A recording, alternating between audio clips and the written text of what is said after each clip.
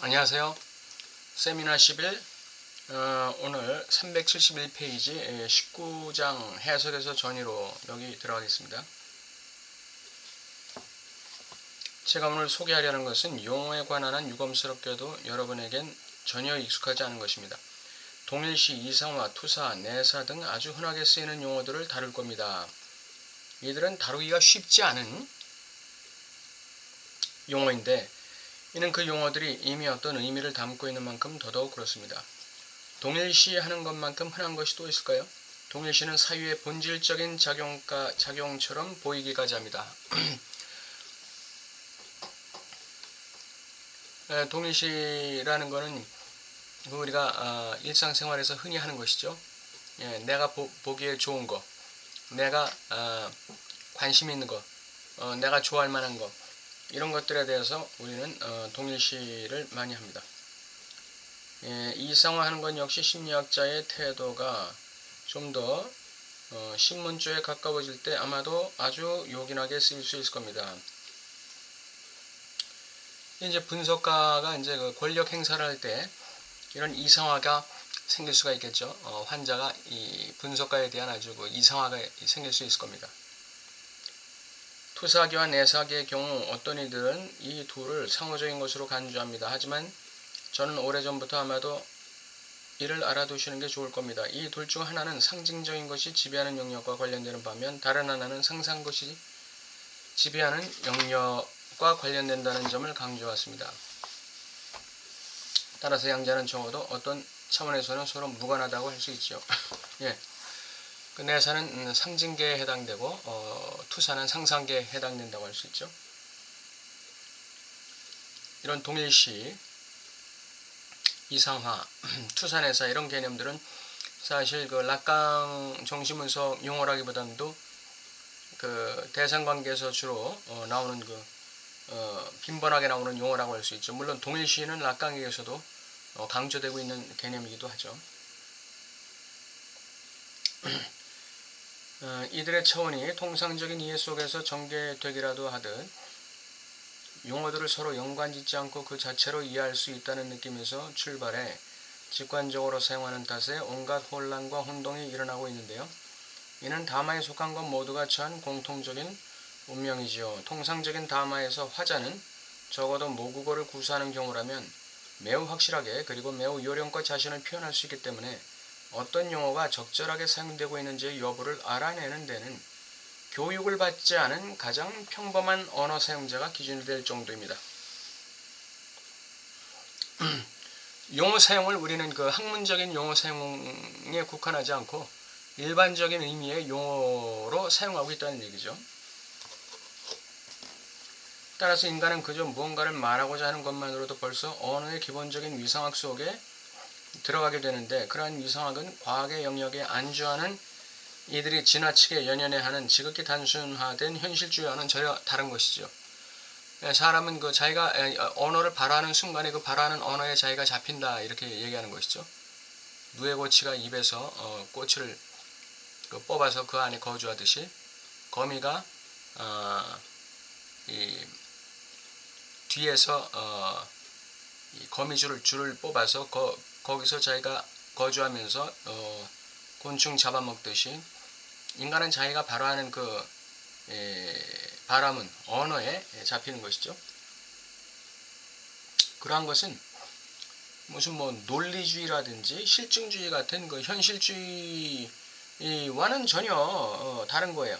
예, 그거는 내가 언어에 잡힌다는 거는 그 논리를 넘어서는 것이죠. 예, 뭐 어떤 실제적인 증명을 넘어서는 거예요. 증명돼서 그게 그렇게 되는 게 아니라 그냥 자동적으로, 예, 그냥 자동화 메커니즘이라고 할 수 있겠죠. 아무 예나 들어도 무방하지만 가령 마음속으로는 이란 뜻의 아빠하수아 좋든 싫든이라는 봉그해 말그해 용무라는 뜻 말고 골칫거리라는 뜻의 윈나페해 등과 같은 표현들의 자연스러운 용법에는 주체가 별 자각 없이 말하는 순간 자신이 곧바로 그 속에 있음을 확인하게 되는 감싸는 위상학이 함축되어 있습니다. 뭐 위상학이라는 건 여기서 뭐 구조다 이렇게 얘기할 수도 있겠죠. 어떤 언어든 간에 주체는 자기가 반복적으로 사용하는 언어의 구조에 갇히게 되는 것이죠. 제가 분석가들에게 말을 걸어 그들이 제가 방금 전에 나열한 각각의 용어들을 사용하면서 암묵적으로 어떤 위상학을 참조하고 있는지를 가늠하려 하는 것은 당연히 그들 대부분이 종종 학식이 짧아서 그것들의 차이를 거의 구별하지 못하긴 하지만 통상의 담화에서처럼 즉각적이면서도 적절한 용도로 그 용어들을 거침없이 사용하기 때문입니다. 물론 그들이 사례에 대한 관찰로부터 성과들을 무리하게 끄집어내고 이해하지 못하는 부분까지 이해하려 든다면 그들은 그 용어들을 억지스럽게 사용할 겁니다. 이 경우 그 용어들을 다시 논의에 붙이는 이들도 거의 없을 겁니다. 이 문단은 그냥 넘어가겠습니다. 따라서 오늘은 몇 가지 용어들을 정신분석적으로 사용하는 요령에 대해 언급하고자 합니다. 몇 가지 용어를 정신분석적으로 사용하는 요령, 이거에 대해서 좀 이야기하겠다는 거죠. 이는 이 용어들을 제가 이미 여기서 제시했고 칠판 위의 도식으로도 그려볼 수 있는 어떤 위상학을 통해 자명하게 드러나는 것과 연관시켜보기 위한 것입니다. 원초적인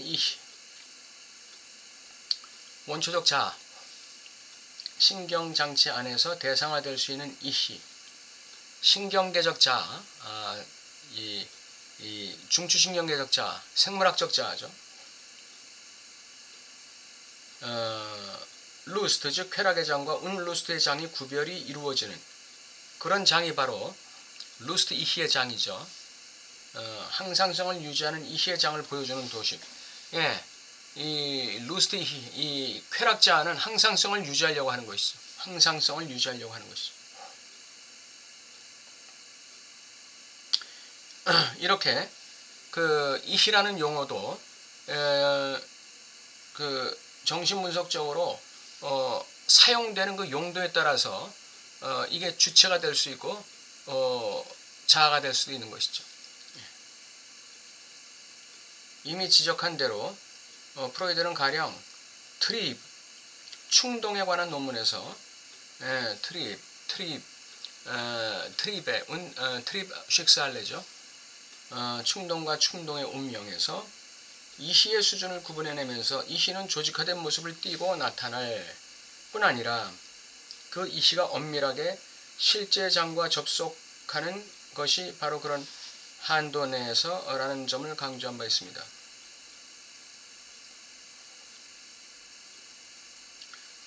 조직화된 모습을 띠고 나타날 이 이시라는 거, 이는 나르시즘의 징조라 할 수 있죠. 이렇게 부가 설명을 했어요. 나르시즘과 관련된 이시는 뭐죠? 자기애적 자아죠. 자기애를 추구하는 자아죠. 이것은 조직화된 모습을 띠고 나타날 뿐 아니라 그 이시가 엄밀하게 실제의 장과 접속하는 것이 바로 그 나르시즘의 한도 내에서라는 것을 강조한 바 있습니다. 실제 내에서 이시는 루스트의 효과에 의해 항상성으로 회귀하는 것으로서 자신의 장에 반영된 부분만을 선별에 특권화합니다. 루스트만 선별해서 특권화하는 것이죠. 이 이시는 나르시즘적 이시, 이건 쾌락자아를 얘기하는 거죠. 이것은 바로 그 나르시즘의 한도 내에서 그 루스트와 운루스트를 선별해서 그렇게 특권화하는 것이죠. 하지만 항상성이 일조하지 않고 어떤 대가를 치르고라도 운루스트로 유지되는 것, 불쾌로 유지되는 것, 그것은 그 장에 한층 더 깊이 파고듭니다. 그에 따라 운루스트에 속하는 것이 귀퉁이가 잘려나간 자, 귀퉁이가 잘려나간 자, 비자, 자 속에 부정으로서의 자, 이걸 얘기하는 것이죠. 운루스트의 자라는 것은 자의 부정으로서의 자 속에 이 운루스트가 기입된다 그랬어요. 비자는 자아를 둘러싸고 있는 것, 다시 말해 실제라는 광대한 영역과 혼동되어서는 안 됩니다.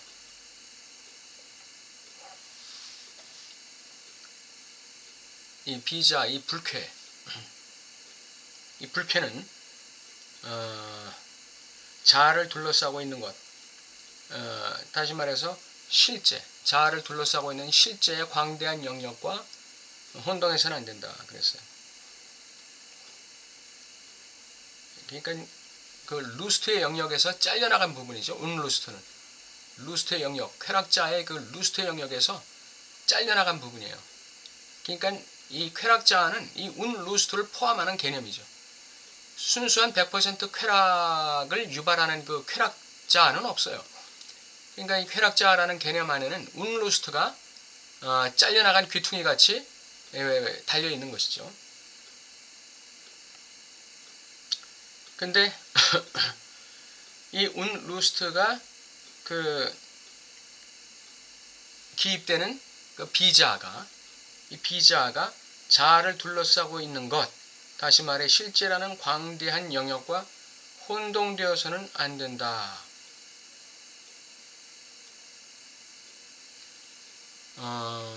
자아를 둘러싸고 있는 실제, 여기서는 쾌락이 아닌가 싶어요. 이 비자아는 그 쾌락과 혼동되어서는 안 된다. 비자아는 이물체 즉 framed object, 이 낯선 대상이죠. 이것으로서 구별됩니다. 이것은 작은 오일러의 원 2개에 의해 구성된 반달 모양 속에 위치하죠. 칠판을 보시기 바랍니다. 과학자가 자신이 움직임을 식별해낸 물체에 대해 외부에 있듯이, 과학자는 자기가 식별해낸 물체에 대해서 외부에 있죠. 우리는 이렇게 해서 쾌락의 영역 속에서 객관화가 가능한 어떤 토대를 마련할 수 있습니다.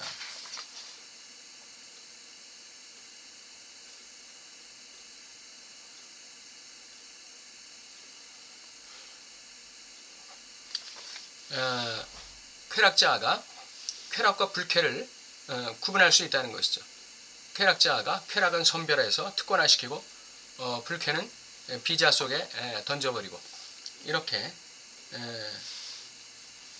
대상화시킬 수 있는 토대가 마련된다는 것이죠. 하지만 우리 인간은 그 정도로 그치지 않습니다. 그렇게 되기 위해서라도 우리는 역시 생각하는 주체여야 합니다. 그런데 우리가 생각하는 주체인 한 우리는 이와는 전혀 다른 방식으로 연루됩니다. 우리가 태어나기 전부터 이미 거기에 존재해온 타자의 장, 그 순환적 구조들을 통해 우리를 주체로 결정짓는 타자의 장에 우리가 의존하는 만큼 우리는 전혀 다른 방식으로 연루되죠. 지금 오늘 그 몇 가지 용어들을 정신분석적으로 사용하는 요령에 대해서 언급하고자 한다 하면서 이 쾌락자, 이시에 대해서 얘기했고, 이게 이제 신경계적 자아란 말이죠. 생물학적 자아, 중추신경계적 자아, 쾌락자아를 얘기하는 것이죠. 이 쾌락자아는 불쾌를 포함하고 있고, 그 불쾌를 분리시켜서 비자 속에 기입하고, 그리고 자기는 선별적으로 쾌락을 특권화시키는 그런 자아가 이제 이시라고 그랬죠. 그러면서 그 이시만 있는 게 아니라는 것이죠. 그 이시에 의해서 인간 행동이나 삶이 결정되는 게 아니라 거기에는 사고 과정이 있다는 거예요. 사고 과정. 예. 인간은 사고, 생각하는 주체는, 동물은 사고 안 해요. 동물은 내가 쾌락을 느끼면 좋아하게 되고 친근해지게 되고, 내가 불쾌를 느끼면 물어뜯게 되는 것이죠. 예. 공격하게 되는 거예요. 내가 불쾌를 느끼면, 불쾌의 자극이 들어오면 그 자극을 던진 대상을 갖다가 공격하는 것이죠. 그러나 인간에게는 비록 그 쾌락과 불쾌를 선별해서 특권화시키는 그런 자아가 있음에도 불구하고 그것만으로 사는 게 아니다 이거죠. 생각하는 기능이 있다는 것이죠.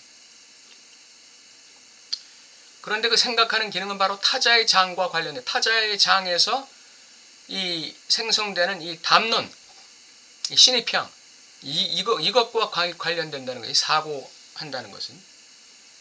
그래서 인간은 그 단순한 이 쾌락 불쾌의 신경계적 자아만 있는 게 아니에요. 타자의 장에서 유발되는 그 주체가 있는 거, 주체 차원이 있는 거죠. 타자의 장에서 만들어지는 주체 차원이 있고, 타자의 장에서 만들어지는 그 의식 차원이 있는 것이죠. 담론 과정 속에서 만들어지는 그 생각하는 의식이 있는 것이죠. 따라서 문제는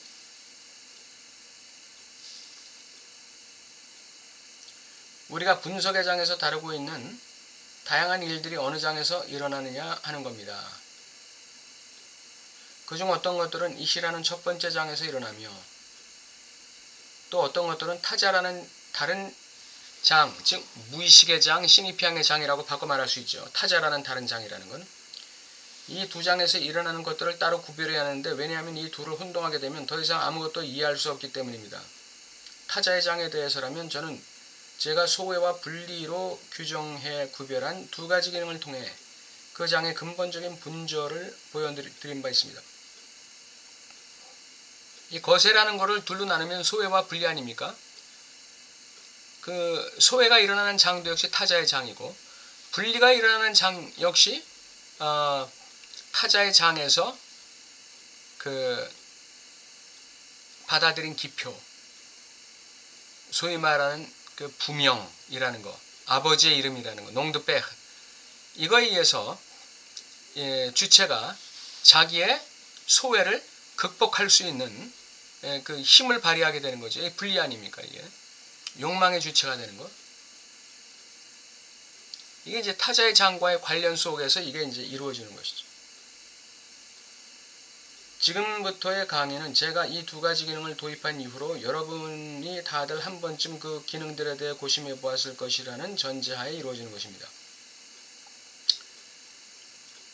다시 말해 여러분이 그 기능들을 다양한 수준에서 작동시켜보고 시험해 보았을 것이라 전제한 것입니다. 우리의 그 삶의 현장 속에서도 이 소외와 분리는 끊임없이 일어나고 있는 것이죠. 내가 소외를 느낄 때, 사회적인 관계 속에서 소외를 느낄 때 내가 어떻게 그 소외를 극복하고 분리로 나 자신을 산출해내느냐, 이게 이제 관건이죠. 소외 안에 갇혀 살할 수도 있고, 그 소외를 기피할 수도 있고, 그 소외에 대해서 스스로 그 소외의 장에서 분리를 이뤄낼 수 있는 그러한 그 케이스도 있을 것입니다. 우리 각자가 그런 것을 한번 생각해 보면 좋겠다 싶어요. 저는 이미 주체의 유의 흔들림, 의미의 탈락 등과 같이 소외를 구성하는 아주 특별한 벨에 의해 초래된 몇 가지 결과들을 존재냐 의미냐로 집약되는 돈이냐 목숨이냐 자유냐 죽음이냐 등의 익숙한 문구들로 나타내보려 했습니다. 이 같은 용어들을 사용하면서 저는 마치 자력이 생겨 떠밀리듯이 그것들에 너무 성급히 의미를 부여해 혼란스럽게 만들지 말 것을 여러분에게 당부할 수밖에 없습니다. 우리는 이러한 담화를 개진하는 데 있어 조급함을 경계해야 합니다. 그럼에도 가능하다면 여기서 우리가 내년에 다루게 될 주제를 소개하고자 합니다. 우리는 주체 입장들이라는 제목을 붙여야 할 문제들을 다루게 될 겁니다. 주체 입장들, 분석의 토대들과 관련해 지금까지 준비해온 모든 것은 분석에 대한 분절이, 즉 분석에 대한 이론화가 욕망으로부터 출발해 주체 입장에 대해 무엇을 예시해 주는지를 보여주는 쪽으로 나아가야 하기 때문이죠. 주체 입장 말고는 그 어떤 것도 올바른 증거가 될 수 없다는 점에서 말입니다. 무엇의 올바른 증거일까요? 분석의 올바른 증거이죠.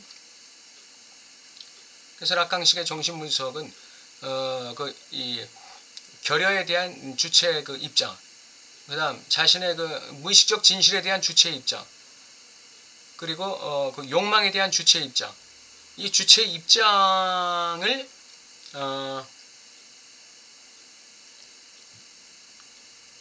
주체의 입장을 어떻게 상정하느냐, 어떻게 토포스 위치를 잡게 하느냐, 이제 그게 정신분석의 이제 분석의 본질이다 이렇게 얘기했습니다. 분석에 대한 분절, 분석에 대한 이론화. 주체의 입장, 이는 무엇에 대한 입장일까요? 얼핏 떠오르는 대로 말하자면 실존에 대한 주체의 입장들이라 할 수 있겠죠.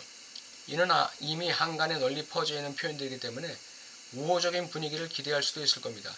하지만 엄밀히 적용해보면 이 표현은 불행하게도 오직 신경증자의 수준에서만, 물론 그것도 꽤 훌륭한 것이긴 하죠, 적용될 수 있습니다.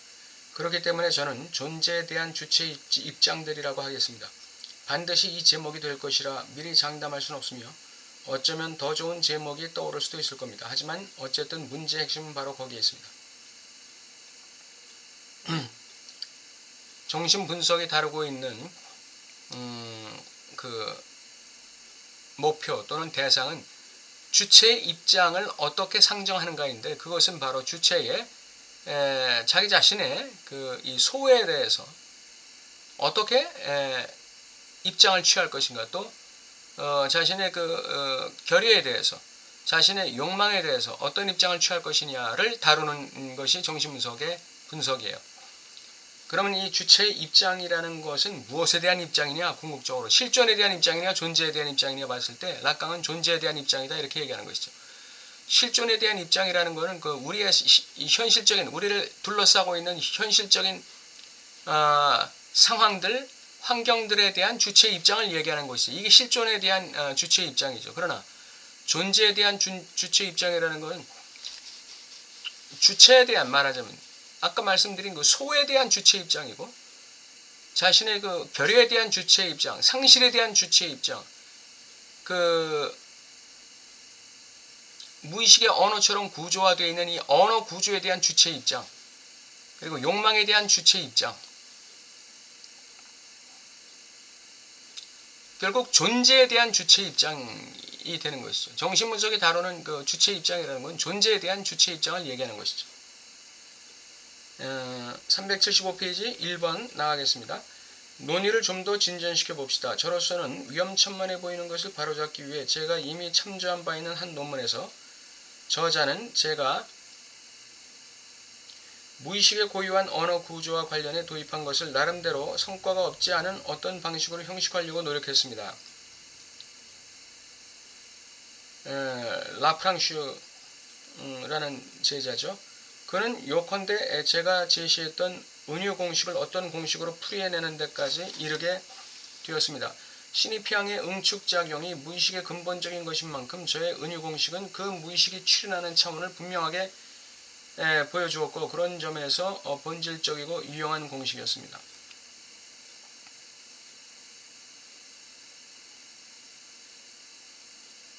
신입향의 응축작용, 이것이 무의식의 근본적인 것이다. 그렇게 얘기했어요. 그러니까 나의 무의식에 어떤 신입향이 응축되어 있는가, 그것이 결국은 주체다 하는 것이죠. 무의식이 출현하는 차원이다. 그게 어떤 언어가 어떤 신입향이 응축되어 있는가, 그것이 무의식이 출현하는 차원이다. 당연히 신입향의 응축과 그에 따른 은유 효과는 모든 시적 은유에서 분명하게 관찰될 수 있는 것입니다. 바로 그렇기 때문에 저는 잠든 보아스에서 신뢰를 찾았던 것인데요. 정신분석지에 실린 무의식에서의 문자의 신급이란 제목의 제 논문을 참조하시기 바랍니다. 저는 다행히 많은 이들이 암송할 수 있는 프랑스 시를 한 편 고를 수 있었죠. 소시적에 잠든 보아스를 암송해보지 않은 사람이 있을까요? 그것은 분석가들이 다루기에도 그리 나쁘지 않은 예인데, 특히 제가 그 시를 소개했던 지점, 즉 그 예와 함께 부성적 은유를 소개했던 시점에는 더더욱 그랬습니다. 굳이 그 얘기를 반복할 생각은 없지만 우리가 그것을 도입하고 있는 현 상황에서 요점은 당연히 그의 볕다는 탐욕스럽지도 악의가 있지도 않았다는 은유로 문제의 인물인 보아스를 지칭하는 것이 의미 창조에 기여한다는 점을 여러분에게 보여드리는 것입니다.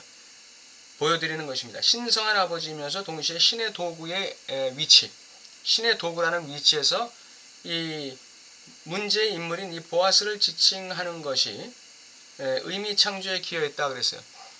그의 볕다는 탐욕스럽지도 악의가 있지도 않았다. 이것은 성경의 룻기에 나오는 기사를 좀 알아야 하는 부분인데, 성경에 보면 룻기에 나오미라는 여자가 자기 남편과 함께 이방 땅으로 가죠.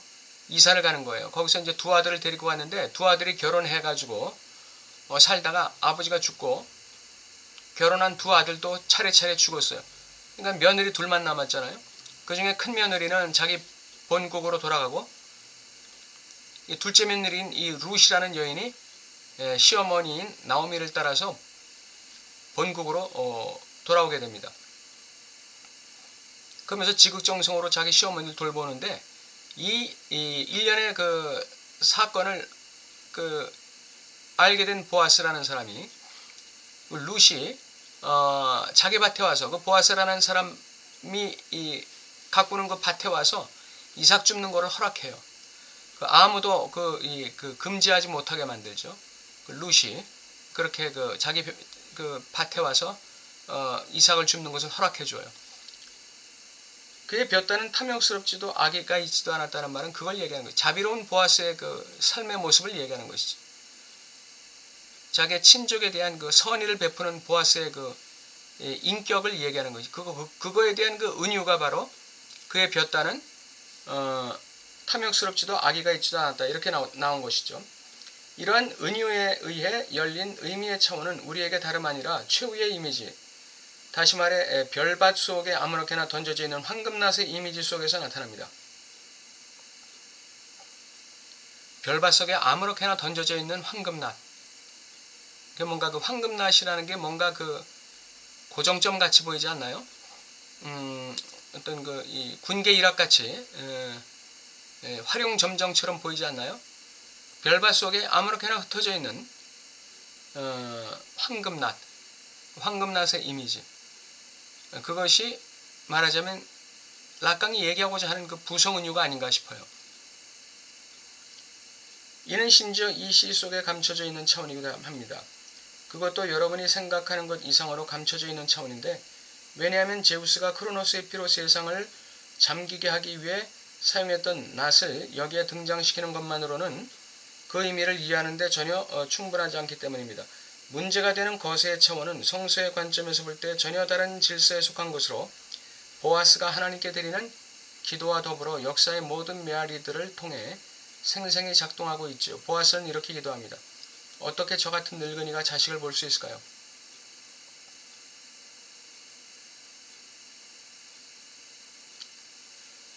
자식이 없었던 보아스가 하나님께 이렇게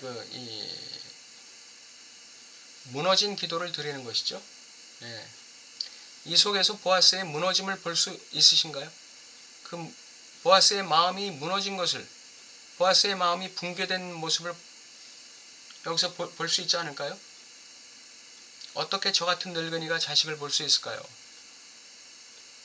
하나님께 말하자면 탄원 비슷하게, 호소 비슷하게 하는 기도인데,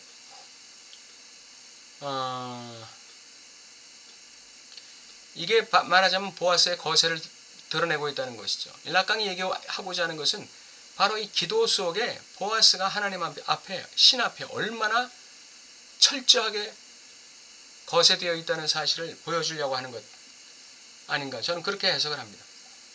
여러분이 다음과 같은 사실을 간파하셨는지 잘 모르겠습니다. 즉 함부로 입에 올릴 수 없는 이름을 지닌 하나님은 분명 불임의 여인과 늙은 남정네 사이의 출산을 지켜주는 자라는 겁니다. 올해 예정되었던 아버지의 이름들에 관한 세미나를 예정대로 시행할 수 있었더라면 이에 대한 이해가 훨씬 쉬우셨을 것입니다. 선택받은 민족의 운명의 전승에 의해 부성에는 근본적으로 초생물학적 특성이 도입되는데, 이러한 특성에는 시원적으로 억압되어 있지만 그럼에도 자신의 의미를 숨긴 채 비틀거림, 헛디딤, 증상, 엇갈림, 두스투키아 등의 모호한 형태들을 통해 항상 재등장하는 무언가가 있습니다. 여기서 보아스를 등장시킨 이유는 원초적인 아버지의 등장, 시원적 아버지가 어떤 모습인가를 우리에게 보여주는 것이죠. 거세당한 아버지, 거세당한 시원적 아버지, 도덕적이고 윤리적인 아버지, 자비로운 아버지, 이러한 원초적 아버지의 형상을 우리에게, 이미지를 우리에게 제시하면서 그 아버지가 가지고 있는 그 아버지, 부성이 가지고 있는 그 아버지의 이름이라는 것, 그 아버지의 이름의 초생물학적 특성, 부성 은유의 초생물학적 특성을 우리에게 제시하고 있는 것이죠. 부성의 생물학적 특성은 뭔가요? 유전자죠. 유전자. 성격이 유전되든지, 기질적으로 유전을 하든지, 성격이 유전되든지, 행동 방식, 언어 방식이 유전되든지, 삶의 모습이 유전되든지, 그런 유전학적인 특성이 생물학적 특성이지만 그것을 넘어서는 초생물학적 특성이라는 것은 결국 자녀라는 한 주체를, 인간 주체를 책임있는 주체로 세워나가는 데 있어서, 책임있는 주체로 세워나가는 데 있어서 필요한 그 아버지의 그 또 다른 기능을 얘기하는 것이, 그게 부성운유예요. 부명이라는 것이죠. 아버지의 이름 농더배, 부성운유, 아버지의 이름, 아버지의 명령, 이것이 부성에 있어서 초생물학적 특성이다. 그것이 자신의 의미를 숨긴 채 비틀거림, 헛디딤, 증상, 엇갈림, 잘못된 만남 등의 모호한 형태들을 통해 항상 재등장한다 그랬어요. 그러니까 우리가 이 삶 속에서 어떤 비틀거림을 체험할 때, 헛디딤을 체험하고 실수를 체험하고 실패를 체험할 때, 어떤 그 불쾌를 야기하는 그 증상이 자꾸 반복될 때, 또 어떤 엇갈림이 있을 때, 엇갈림, 제대로 뭔가 맞질 않고 뭔가 자꾸 삐딱하게 삶이 삐딱하게 돌아갈 때, 어떤 잘못된 만남을 경험할 때, 사기꾼과 만났다든지, 나쁜 사람과 만났다든지, 어떤 잘못된 만남을 우리가 경험할 때 그 시점이 어떤 시점이냐면 부명이 작동하는 시점이라는 거예요. 부명이. 아버지의 이름이 작동하는 시점이라는 것이죠. 이런 식으로 락강이 지금 비유하고 있는 거예요. 그러니까 아버지의 이름이라는 거, 그 아버지의 이름을 제대로 수용할 때, 아버지의 이름, 부명을 제대로 수용할 때, 부성운유를 제대로 우리가 소화시켜낼 때, 그때 이러한 비틀거림, 헛디딤, 증상, 엇갈림, 두스트키와 같은 이러한 증상들이 작아진다는 거, 약해진다는 것이죠. 그 아버지의 이름과 이런 그 삶의 증상과의 그 관계를 지금 얘기하고 있는 거예요. 여기서 이제 여기까지 오늘 하겠는데, 이 1번, 2번들이 다 긴 그 장들이기 때문에 제가 좀 부분적으로 띄어서 했습니다. 오늘 그 보아스와 아버지의 이름이라는 거, 그 다음에 이게 생물학을 넘어서는 어떤 그 초생물학적 특성이 부성에는 있다는 거, 그게 부명이라는 거, 아버지의 이름, 아버지의 은유라는 거, 그것이 그 우리의 삶에 어떤 관계가 있다는 것. 그리고 무의식은 타자의 장에서 나오며 그것은 신입향의 응축이 있는 그 지점에서 무의식이 탄생한다는 것.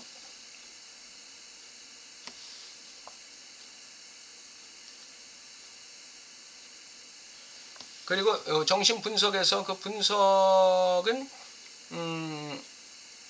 어떤 틀을 가지고 있느냐면은 그 피분석자의 그 주체의 입장을 제대로 세우는 거에 그 목표가 있다는 거. 그 주체 입장이라는 거는 실존에 대한 주체 입장이라기보다는 존재에 대한 주체 입장에 무게가 있다는 것. 그것을 락강이 얘기하고 있고요.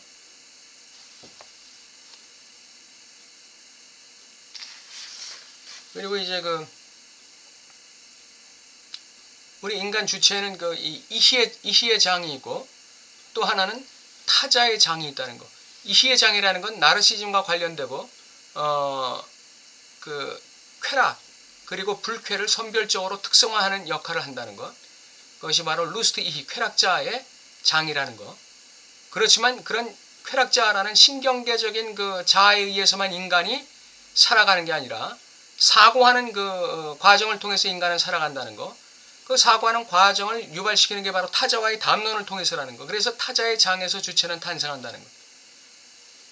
자아는 쾌락을 통해서 탄생하지만, 동일시를 통해서, 이미지를 통해 탄생하지만, 주체라는 것은 타자의 장에서, 타자의 장의 결여 지점을 통해서 탄생하고, 타자의 장의 그 신입피양의 응축을 통해서 무의식이 언어처럼 구조화되는 그러한 이 메커니즘을 가지고 있다는 것. 그러한 그 두 가지 그 장, 자아의 장과 그 타자의 장에 대해서 얘기를 했었죠.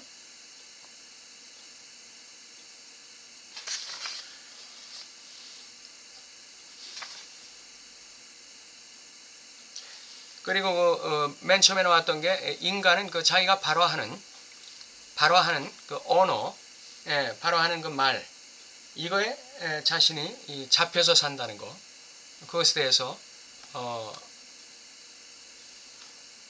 처음에 얘기가 나왔었죠. 예. 오늘은 여기까지 하고 다음 시간에 그 1번 이어서 하겠습니다. 감사합니다.